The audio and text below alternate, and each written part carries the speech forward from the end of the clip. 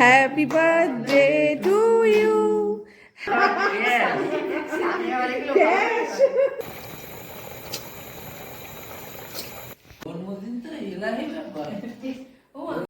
নমস্কার, গুড্ডি ফ্যামিলি ব্লগে রাত্রির 12টার সময় সবাইকে স্বাগত জানাচ্ছি। কারণ কাল 2 ফেব্রুয়ারি আপনাদের দাদার জন্মদিন। তবে আপনার দাদা জানে না যে এই কেক টেক সব আয়োজন করা হয়েছে।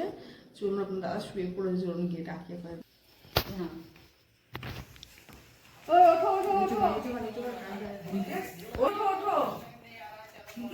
আরে ওঠো না, বলা যাবে না, দেখতে হবে, বলা যাবে না। বেরিয়ে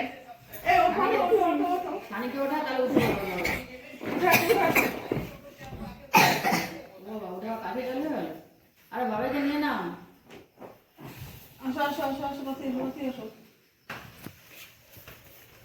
ও বাবা, সারপ্রাইজ! বিরাট আয়োজন। কাটো কাটো কাটো, কি করবো? না কেক কাটো। হ্যাঁ ওমা, পাশে দাঁড়াও। Happy birthday to you, happy birthday to you, happy birthday, happy birthday, happy birthday to you.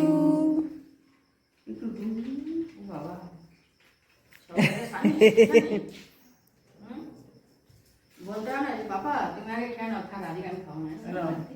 তুমি খাও।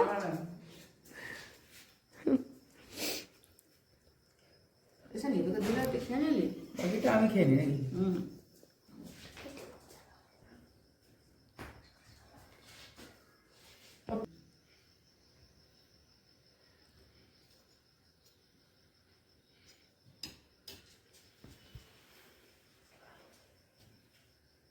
তুই খাবি জানে? অল্প দেয়। হ্যাঁ, তুলে না সেটাই মেন ছিল।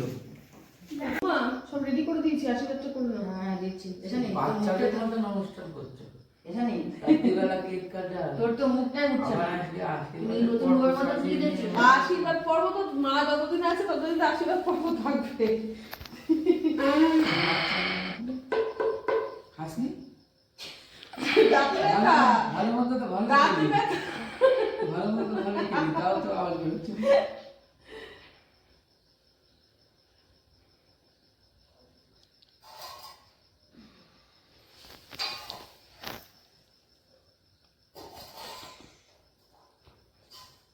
বুড়ি ভালো কাজ করে দেবে দেবে। এসে নি বাচ্চা।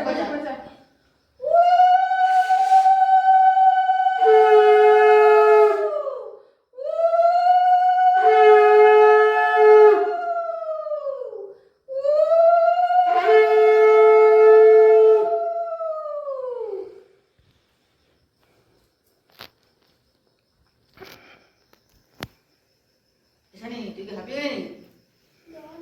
তাহলে দাঁতে ব্যথা তো লাগছে, দাঁতে ও তাই পোকা দাঁত তো। তুই নিয়ে না, তুই এখন বাজা দে হয়েছে দে। দে মামি কাছে দে।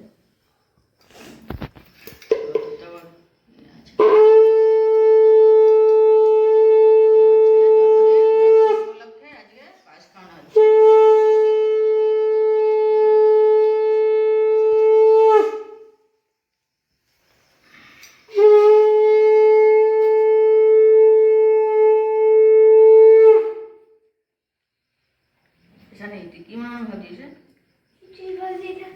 সানির হচ্ছে এতদিন তো আমার ইয়ে হতো, এখন আমি শুধু খেয়ে দাদার জন্মদিনে ও পাশে বসে ছিল, পাশে বসে খাবে, সমান সমান খেতে পারে। নে তুই একটু ইয়ে কর।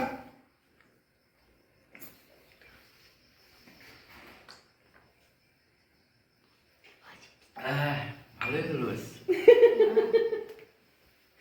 ও আমার শেষ হয়নি, আমার হাত গিফট আছে। একটা দিন না ফাটকে দেবো।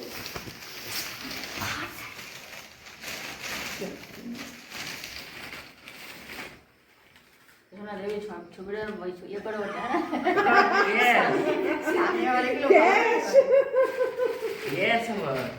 ওটা বার করে দাও, যেটা দিচ্ছ বার করে দাও। হ্যাঁ আবার আরো কিছু আরে আমার বাবা ছেলে চাদর গায়ে মুড়ি দিয়ে শুতে ভালোবাসে, তাই বাবা দেবে চাদর দেওয়া হবে। ওরে না এরাই ব্যাপার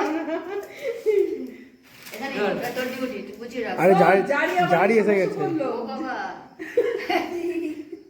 এখানে আয়, তোকে একটু খাইয়ে দিয়া। এখন ভাবো উঠলাম আমি এই বলছি ক্যাশটা কি আমার কাছে রাখতে দেবে দিলে দিতে দিলে কিন্তু দিতে পারো আপনারা তো শুনলেন যে আজকে আপনাদের দাদার জন্মদিন, তো আপনাদের দাদা আসলে বিরিয়ানি খেতে খুব পছন্দ করে, তা আবার দাদা বৌদি স্টাইলে, দাদা বৌদি স্টাইলের বিরিয়ানি হচ্ছে। দিনের বেলা সবাই কাজে ব্যস্ত থাকে, এবার ওই জন্য আগে খাওয়া দাওয়ার প্রোগ্রামটা রাত্রিবেলাতেই করেছি, ওই জন্য করছি। এখন এই বিরিয়ানির যে মশলাটা বানাবো তার জন্য আমি এইটা এর মধ্যে আছে হচ্ছে গোলমরিচ, শামরিচ, সাজিরে, এলাচ, লবঙ্গ, গোটা জায়ফল, একটু বড় এলাচ, দারচিনি, জয়িত্রী, এগুলো আমি এখন শুকনো খোলায় ভেজে গরম গুঁড়ো তেল দিয়ে দিয়েছি কড়াইতে, আর পেঁয়াজ তেল গরম হয়ে গেছে, পেঁয়াজগুলো দিয়ে দেবো এবার।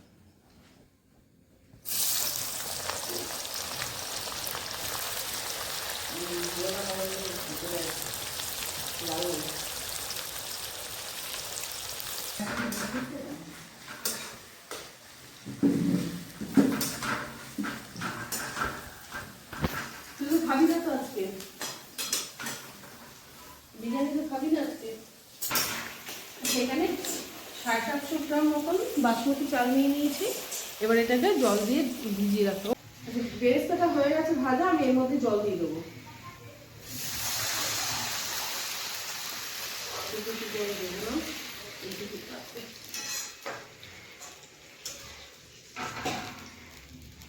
এর মধ্যে এবার দেবো হচ্ছে নুন,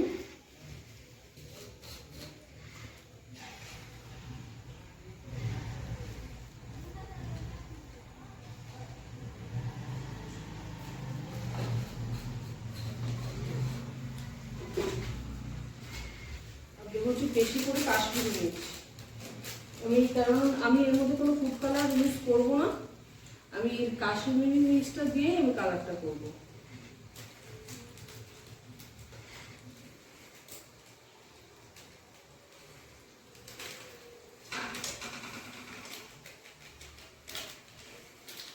আমি পুরোটাই দিয়ে দিলাম, কালারটা ভালো আসবে না।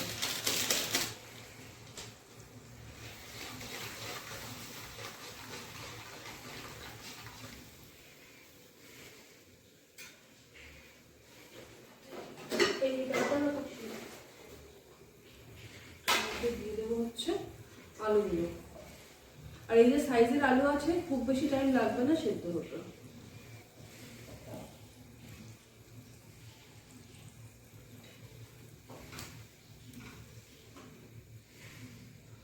আলুগুলি স্টাইলে পেঁয়াজের রসে আলুগুলো আমি সেদ্ধ করছি। দাদা বৌদি বিরিয়ানিতে এইভাবেই বিরিয়ানি আলুগুলো আলু মটন, চিকেন মানে মাংস এগুলোই সেদ্ধ করে। আগে আলুটা সেদ্ধ করে নিয়ে তারপরে সেদ্ধ করে মাংসটা। আলুটা মোটামুটি সেদ্ধ হয়ে গেছে, দেখুন কেটে কেটে যাচ্ছে। পুরো সেদ্ধ করবো না, দমে করবো তো তখন আবার একদম গলে যাবে। পুরো সেদ্ধ করে একদম মোটামুটি 90% মতো সেদ্ধ হয়েছে, দমে দেবো। হেভি কালার এসছে তো, সেই কালার এসছে। এবার নামিয়ে মাংসটা সেদ্ধ বসাবো। খাসির মাংস যেহেতু, তার জন্য আমি 2-3টে সিটি দিয়ে নেবো। দিয়ে দিচ্ছি আমি এর মধ্যে মাটনগুলো। দেবো হচ্ছে নুন, পরিমাণ মতো নুনটা এখন দিয়ে দিচ্ছি। এই যে পেঁয়াজের রসে যে আলুটা সেদ্ধ করা ছিল সেটা আমি হাঁড়ির মধ্যে নিয়ে নিই, এটার মধ্যে নিয়ে নিই। আর খাসির মাংসটা কুকারে সেদ্ধ করা হয়েছে, এটাকে এর মধ্যে নিয়ে নেবো।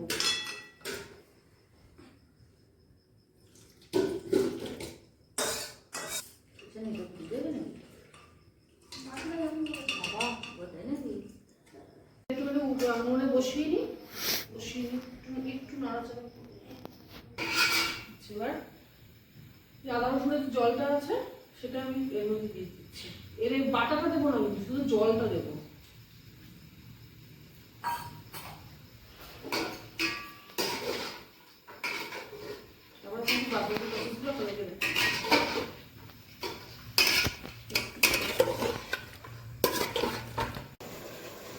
এটা ফুটিয়ে নিয়েছি।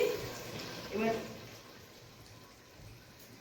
এইবার আচ্ছা, আমি একটা কথা বলা হয়নি, এটা আছে এই আদা রসুন বাটাটা যেটা দিলাম না, তার কারণ হচ্ছে বিরিয়ানিতে যখন দমে ফেলবো তখন এগুলো দিলে পরে তো তলায় লেগে যাবে, তলায় লেগে গেলে খেতে খারাপ লাগবে, ভালো লাগবে না, ওই জন্য আমি এটা কিন্তু দিইনি, শুধু জলটা দিয়েছি।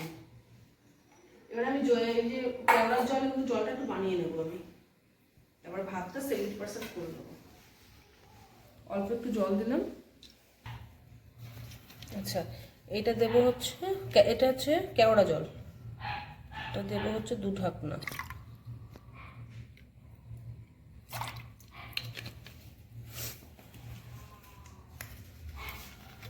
এটা হচ্ছে গোলাপ জল, এটাও দেবো 2 ঢাকনা।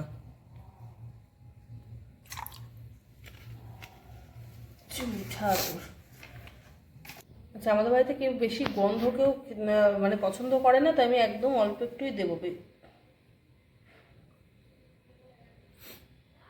ব্যাস এইটুকুই দেবো। এবার এটাকে করে নিলাম। আর ভাতটা আমি করবো 70% মতো সেদ্ধ করে নেবো। এবার জলটা বসিয়ে দিলাম, জলটা গরম হোক ততক্ষণে আমি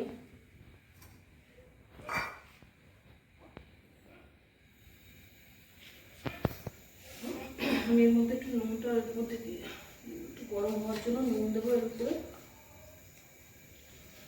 গোটা গরম মশলাগুলো দিয়ে দিই। এর মধ্যে আছে সাজিরে, লবঙ্গ, এলাচ, দারচিনি। এর মধ্যে একটু নুনটা দিয়ে দেবো।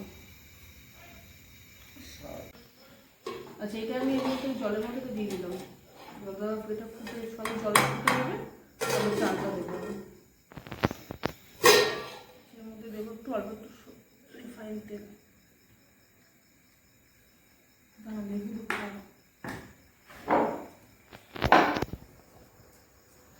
রিফাইন তেল দিয়েছি, আর একটু লেবুর রস দিয়ে দেবো।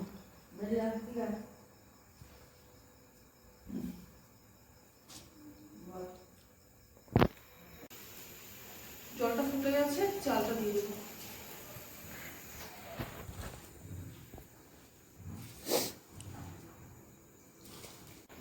আচ্ছা, আপনাদেরকে একটা কথা বলে দিই, আমি এর মধ্যে আমি হাঁড়িটা চেঞ্জ করে নিয়েছি, কারণ হাঁড়িটা আমার ছোট হতো, তাই আমি একটা বড় হাঁড়ি নিয়ে নিয়েছি। এর মধ্যে দেবো হচ্ছে, আমি এর মধ্যে সব ওই পেঁয়াজের রসে সেদ্ধ করা আলু আর সেদ্ধ করা মটনটা নিয়ে নিয়েছি আমি। এর মধ্যে দেবো হচ্ছে ফেটিয়ে নেওয়া দই।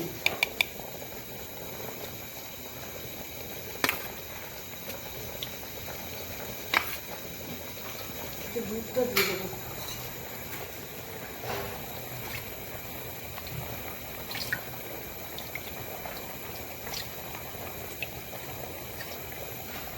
দুধটা একটু দিয়ে দেবো। এবার দেবো হচ্ছে এই জলটা যে করে রেখেছিলাম, কেওড়া জল, গোলাপ জল আর মিঠা আতর দিয়ে দেবো।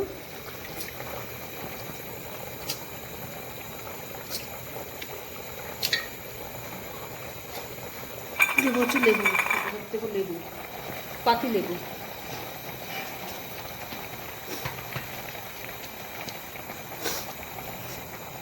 আচ্ছা, 70% মতন ভাত যেটা সেদ্ধ হয়েছে সেটা আমি প্রথমে দিয়ে দিলাম, তারপরে আস্তে আস্তে যেটা ধীরে ধীরে সেদ্ধ হবে আমি দিচ্ছি দেবো।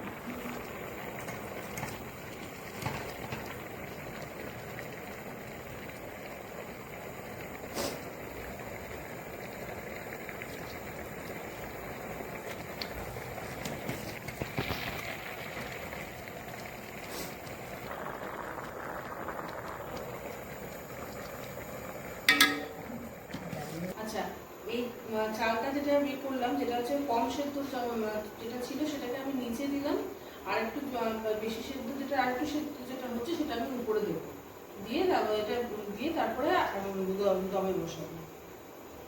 দেখি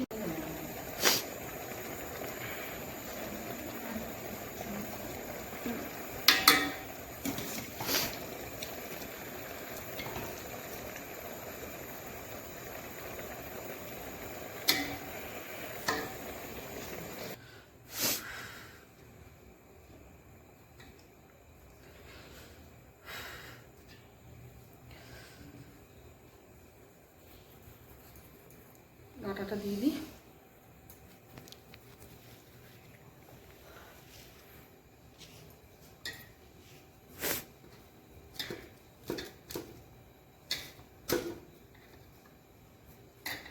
আচ্ছা, এটা আটা মেখে সিল করে দিলাম, আর ঢাকনাটা দিয়ে সিল করে দিই।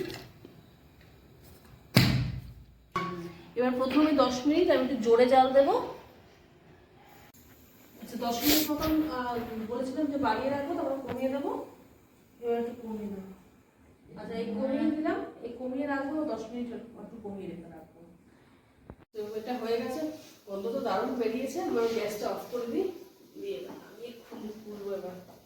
সব তো খিদে পেয়ে গেছে, সবাই বসেও আছে, বিরিয়ানি যেহেতু অপেক্ষা করে ওরা বসে আছে।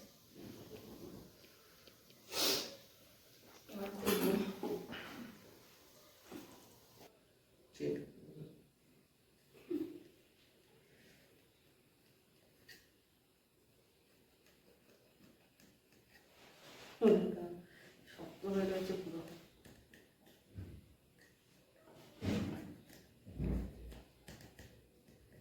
বাবা, দারুণ গন্ধ বেরিয়েছে। ঘরটা পুরো ভালো হয়ে গেল।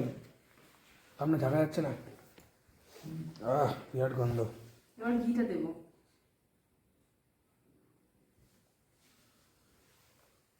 তুমি দাদা বৌদি থেকে ট্রেনিং করে এসেছিল নাকি? পুরো দাদা বৌদি সব জায়গায় ঘি আগে দেয়, একমাত্র দাদা বৌদিতে ঘি লাস্টে দেয়। চলো খানিকক্ষণ থাক। ফটাফট থালা ফালা রেডি করো, আর ভালো আর গন্ধে চাপ খিদে লেগে গেছে। জন্মদিন তো এলাহি ব্যাপার। ও এই নাও, ক্যাশ ওকে দিলাম। দাও খেতে।